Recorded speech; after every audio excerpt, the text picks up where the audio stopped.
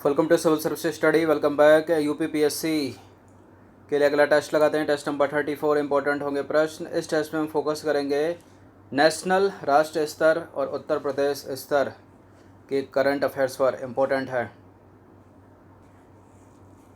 तो चलिए स्टार्ट करते हैं। जब ये टेस्ट रिकॉर्ड किया जा रहा है आज हो गई है 15 मई 2020।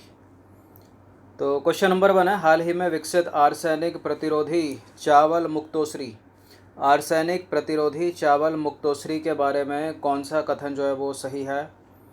तो स्टेटमेंट है यहाँ पर, चावल की इस किस्म की खेती करने में 125 से 130 दिन लगते हैं और मुक्तोश्री को चिनसुरा स्थित पश्चिम बंगाल के कृषि विभाग के राइस रिसर्च स्टेशन तथा लखनऊ में स्थित राष्ट्रीय वनस्पति अनुसंधान संस्थान द्वारा संयुक्त रूप से विकसित किया गया है।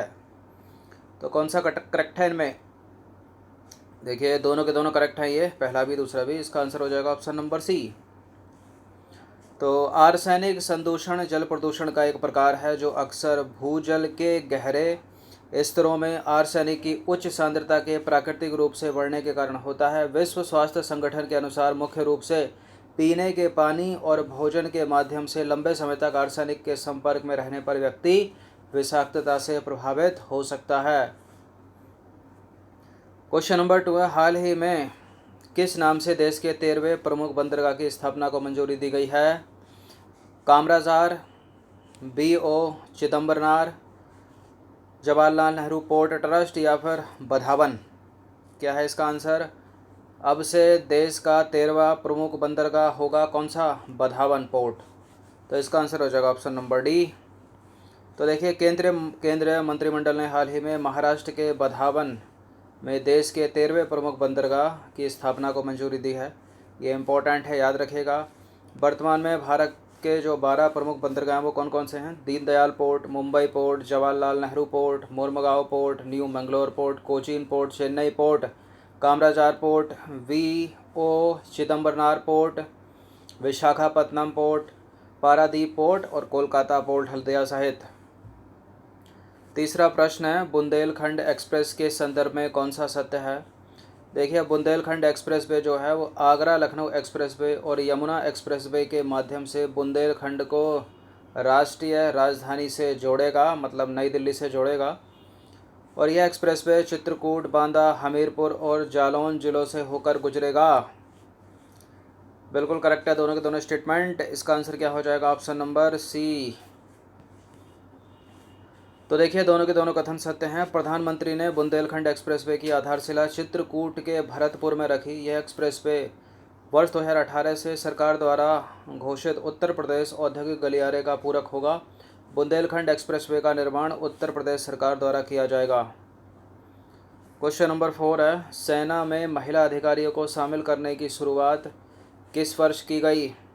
91, 92, 93 या 94? कब की गई? देखिए की गई 1991। इसका आंसर हो जाएगा ऑप्शन नंबर ए। सॉरी, हल्की सी त्रुटि है, 1992 है आंसर। कब की गई? 1992। तो देखिए सेना में महिला अधिकारियों को शामिल करने की शुरुआत हुई थी 1992 से और उन्हें कुछ चुनिंदा विधाओं जैसे कि army education corps, corps of signal और इंटेलिजेंस कॉर्प्स और कॉर्प्स ऑफ इंजीनियरिंग में 5 वर्ष की अवधि के लिए कमीशन किया गया था।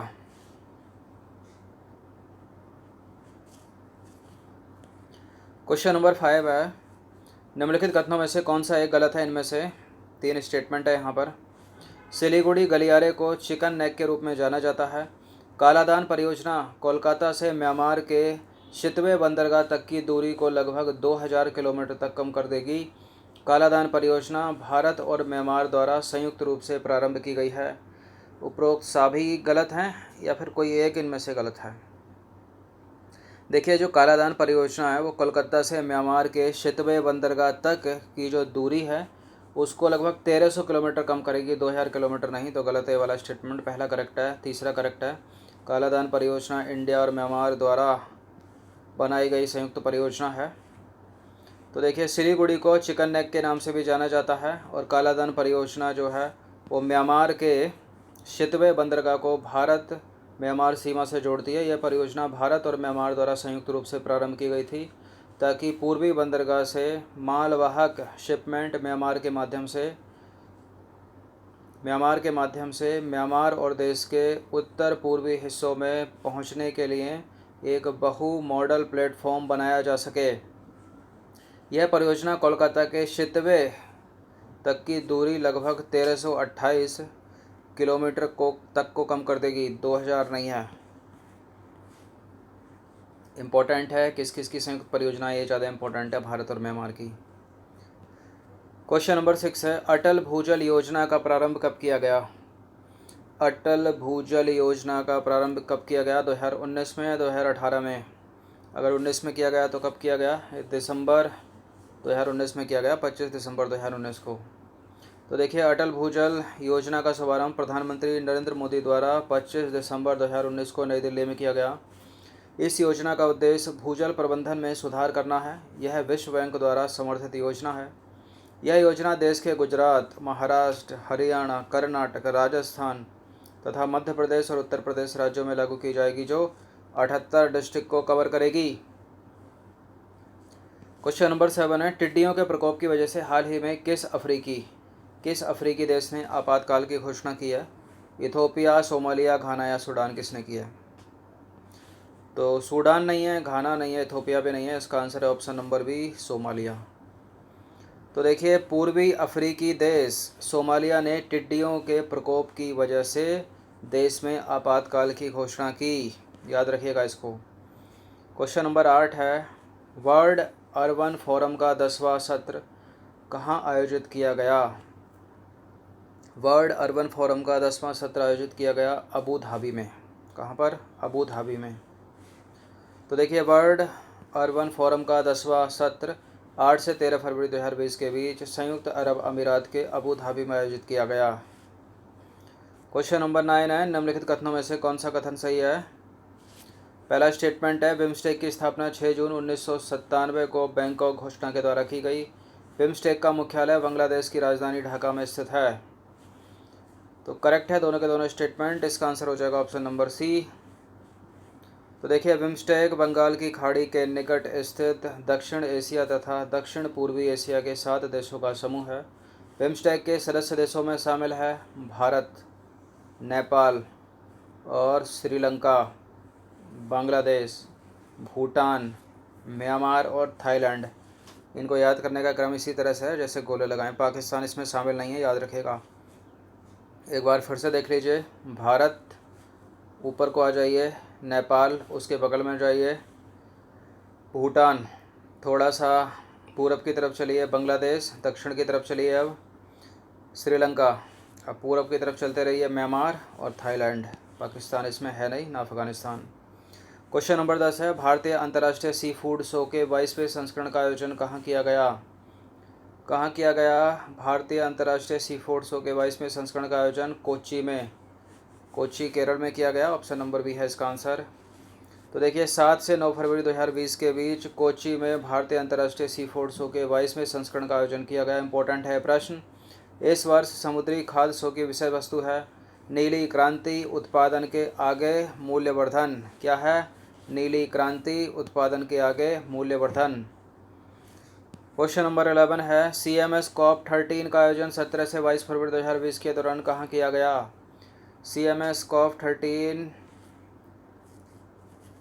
का आयोजन 17 से 22 फरवरी के दौरान कहाँ पर किया गया? गुजरात में, गुजरात के गांधीनगर में, क्या गुजरात के अहमदाबाद में, क्या राजस्थान के जयपुर में, या फिर राजस्थान के उदयपुर में?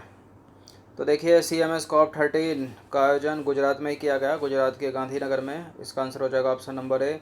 इस बार इस सम्मेलन की विषय वस्तु थी प्रवासी प्रजातियों दुनिया को जोड़ती हैं और हम उनका अपने यहाँ स्वागत करते हैं।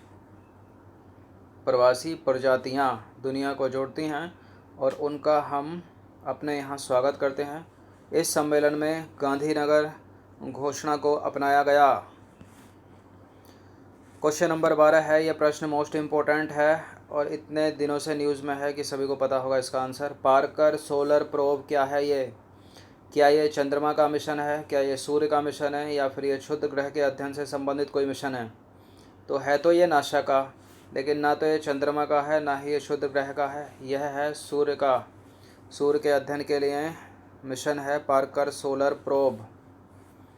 तो देखिए, नासा के द्वारा 12 अगस्त 2018 को सूर्य के अध्ययन के लिए Parker solar probe mission launch किया गया था। इस मिशन का कार्यकाल है 7 वर्ष का और इसका उद्देश्य सूर्य के कोरोना से ऊर्जा के बहाव और सोलर विंड का अध्ययन करना है। सोलर विंड के स्रोत पर चुंबकीय क्षेत्र की संरचना का अध्ययन करना, ऊर्जा कणों के परिवहन के मैकेनिज्म का पता लगाना आदि।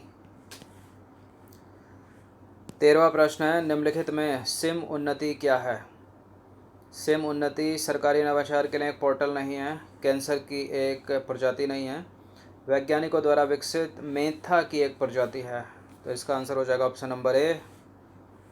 तो देखिए, यह वैज्ञानिकों द्वारा विकसित मेंथा की एक प्रजाति है और लखनऊ स्थित केंद्रीय औषधि एवं सुगंध पौधा संस्थान के द्वारा इस प्रजाति का विकास किया गया, इसलिए इम्पोर्टेंट है ये प्रश्न। क्वेश्चन नंबर 14 है, आईसीसी अंडर 19 वर्ल्ड कप 2020 में कौन सा देश उपविजेता बना? कौन सा देश बना? भारत ही बनाया अपना। ऑप्शन नंबर ए है इसका आंसर। तो देखिए, अंडर 19 वर्ल्ड कप 2020 में भारत की अंडर 19 टीम को डकवर्थ लुईस नियम के तहत 3 विकेट से पराजित कर बांग्लादेश ने खिताब जीत लिया। और अंडर 19 विश्व कप 2020 का आयोजन 17 जनवरी से 9 फरवरी 2020 के बीच किया गया था, याद रखिएगा। इस प्रतियोगिता में कुल 16 टीमों ने हिस्सा लिया था। भारत हार गया डकवर्थ लुईस नियम के वजह से और बांग्लादेश जीत गया, और काफ़ी विवाद भी होता है इसके ऊपर, आपस में एक दूसरे की मजाक बनाना, चिढ़ाना टीमों के द्वारा, और कुछ खिलाड़ी इसमें बैन भी कर दिए गए। क्वेश्चन नंबर 15 है, 36वें राष्ट्रीय खेलों का शुभंकर क्या है? जॉइंट पंडा नहीं है, अम्मू नहीं है, इसका है रूबीगुला। 36वें राष्ट्रमंडल खेलों का शुभंकर है रूबीगुला। तो देखिए, 36वें राष्ट्रमंडल खेलों का शुभंकर है रूबीगुला। इसे गोवा की कलाकार शर्मिला कोटिन्हो ने डिज़ाइन किया है। तो 15 प्रश्न थे, इंपॉर्टेंट थे, अच्छे से इसका रिवीजन कर लेना कम से कम 1 से 2 बार। धन्यवाद। हर दिन प्रैक्टिस करते रहें, किसी भी टेस्ट को इग्नोर ना करें, चाहे वो करंट अफेयर्स का हो, जीएस का हो, जीएस में किसी भी सब्जेक्ट का हो, ताकि कौन सा प्रश्न किस समय टकरा जाए एग्ज़ाम में, पढ़ा होगा तो करेक्ट कर ले जाओगे ना उसको। चलिए, धन्यवाद। अभी पिछली यूपी पीसीएस की कम से कम 6-7 जो टेस्ट सीरीज़ की पीडीएफ प्रोवाइड नहीं हो पाई है, वो जल्दी से एक साथ एक ही दिन में सारी दे दी जाएगी। टेलीग्राम ज्वाइन रखिए। धन्यवाद।